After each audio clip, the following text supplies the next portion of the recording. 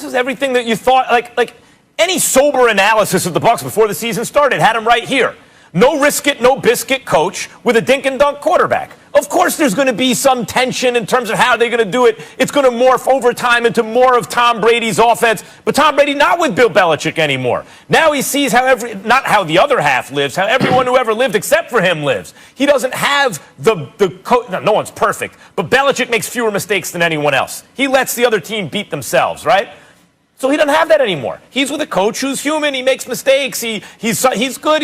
I think Bruce Arians is a solid NFL coach. I think he's a good coach. You know, he's not Bill Belichick. So now Brady is dealing with that. Guys, as I said yesterday, the over-under for wins for the Bucs coming into the season was 9.5. I like the over. I like them to win 10 games. Everyone's like, oh, they're going to win 12, 13 games. Brady's so great. No. Brady is, as his QBR shows, he's an average quarterback, which is amazing at his age. And I would say he's a little over average. It's Tom Brady. I agree with that. But like middle of the pack. High middle, maybe, even though the stats say maybe low middle. But that's what he is. And he's got weapons everywhere, but it's not a perfect fit. And he's learning the system, and he's doing it at a time when he's 43 years old. So if you like them for 10 wins, right now they're 7-5, guys. They're going to win 3 of their last 4 games. Right, something like that. They're going to be 10 or whatever. They're going to be 10-6 at the end of the season. That's what they were supposed to be. So for all the, even Bruce Arians is like, hey, it's a work in progress. Brady's doing fine. He's calling the plays. We're figuring it out. He's getting better. This is what they are. This is what you thought they'd be before the season started. Well, first of all, I had them going 11-5 this season. I had them losing the division to the Saints, which was probably at 12-4, if I remember correctly. That's what my thought process was. But I'm going to sit up there and look at Arians. I'm not absolving Brady. I'm just looking at Arians just as significantly, if not even more. We have periodically pointed to this, things they've done schematically. We've had a problem with it. Yeah, no risk it, no biscuit. But you have Tom Brady. You got to meet him somewhere in the middle. And if dinking and dunking is the way to go, and that's what rode him the 6 Super Bowl titles and 9 Super Bowl appearances, and you're Bruce Arians, if you never had one on your resume as a head football coach, it might behoove you to listen to this dude and kind of do what he wants to do, particularly when you have the requisite weapons available to you. And that's what I'm thinking. I'm also thinking about the fact that you got a defense that's ranked number 1 against the rush, but number 24 against the pass. And I'm looking at what you did to that good dude, Carlton Davis. We don't know if Carlton Davis will ever recover for that beat down. I mean, it's rare that you see a cornerback not only alone on an island, but left alone on an island to be so thoroughly embarrassed the way that he was by Tyreek Hill. 1 minute you sitting up there and you backpedaling before you catch touchdown passes. Another minute you backflipping into the end zone and posing on the opposing team's turf. All in the first quarter with 200-plus receiving yards. In the first quarter, it was just embarrassing. They had the camera on Carlton Davis. You see his head down. I don't even remember what he looks like because he had his head buried so low for so long on Sunday afternoon. And then let's get into Antonio Brown. I'm sorry, I know that he's not been around that much longer, that long rather. But this is Antonio Brown we're talking about here. You tell me on what day in the illustrious on-field football career of Antonio Brown where he's been targeted 3 times and catch 2 passes for 11 yards. You trying to tell me you don't know to get that man the ball? I love Mike Evans. Chris Godwin is no joke. Gronkowski is a reliable weapon. Scott Miller is all right. We get all of that. This is Antonio Brown. Now, we can say what we want about the headache he might be off the field based on some of the problems that he caused. But there is no question that on the field, we're talking about a Hall of Famer, one of the elite receivers this game has ever seen.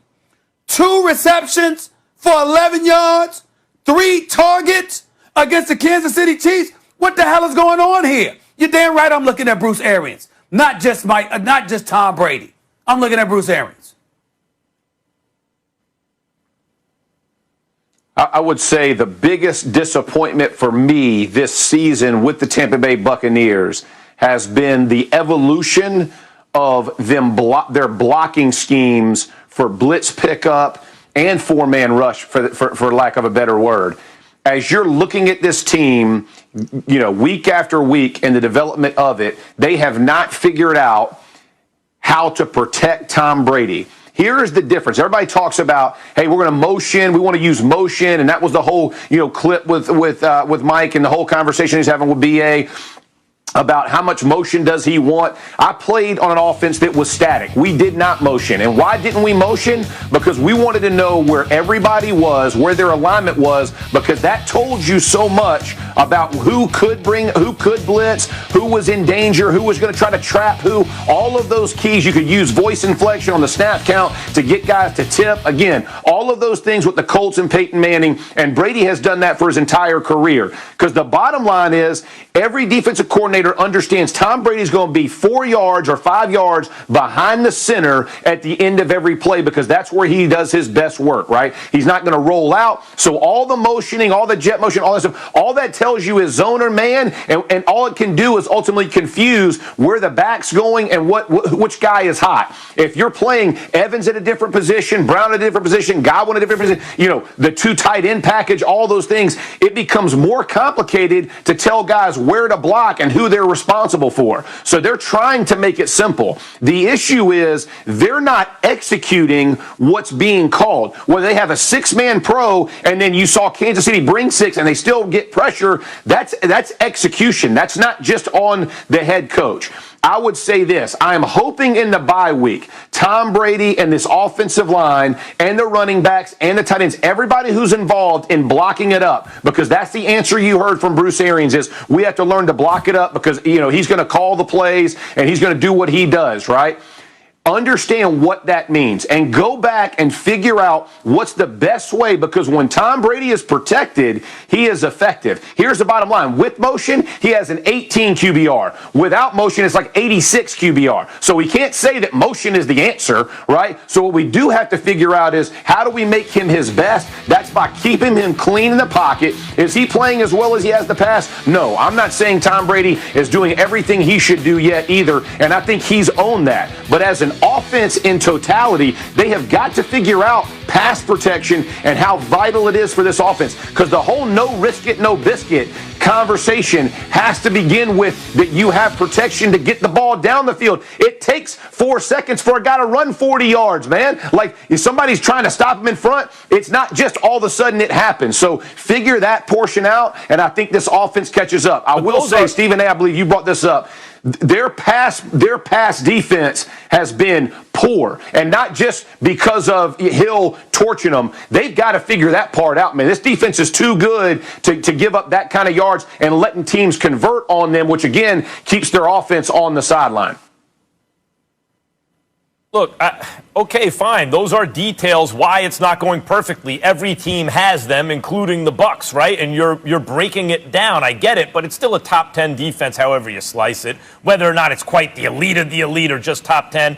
And it's almost embarrassing how many weapons he has. Like, you just said it. Antonio Brown, Godwin, Evans, and then Gronk, who he's like out there, like, it's unbelievable. So if you got a defense and you got a coach you think is using this, like, blocking schemes imperfectly, and you have an embarrassment of receivers, I'm not trying to hear about, it's the coach.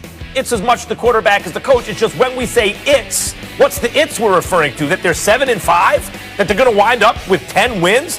Guys, I'm just pointing out, that's what they were supposed to do. Okay, Stephen A., if you say, you like them for 11, all right, you get a whistle here, a call there, a play here, a PI there. That could be the difference between 10 or 11.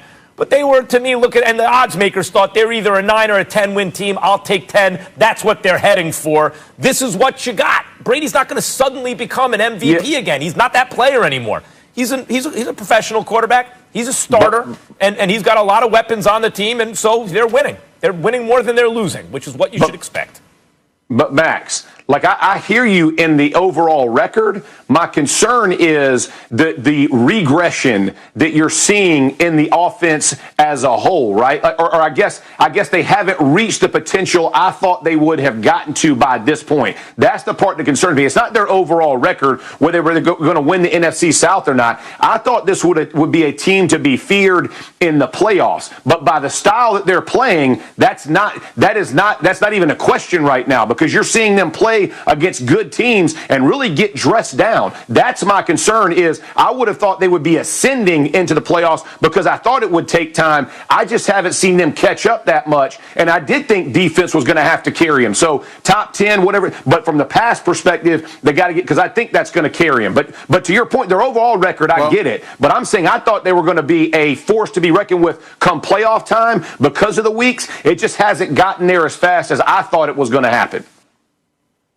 Well, Jeff, this is the thing, and you brought up blocking, which obviously you would know like the back of your hand. And the bottom line is this: you're talking about blitz packages, in terms of picking up blitzes and things of that nature. Your running backs blocking for you. You making sure to assist in the level of protection that you might need, because Tom Brady is 43 years of age, and even when he was in his 30s and his 20s, he wasn't mobile. So you damn sure know he's not mobile now. I think the reason why I keep bringing up Arians is because he is a respected coach. We all respect him. We respect the job he did in Indy. We respect the job he did in Arizona. We understand it, and we love his personality. The flip side to it is this: when we look at who Tom Brady played for the first 19 years or so of his career, it was a guy in Bill Belichick that kept the mistakes at a minimum and camouflaged the deficiencies.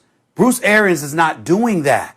So we can look at Tom Brady, but ultimately, if we're going to compare Tom Brady to who he once was, why don't we get to compare Bruce Arians to who Tom Brady once had?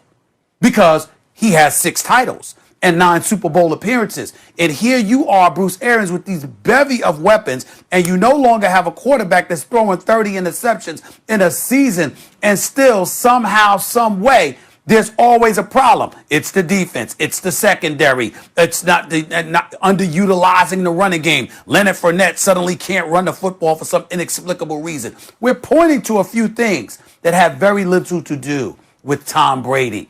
So who else are we supposed to look at?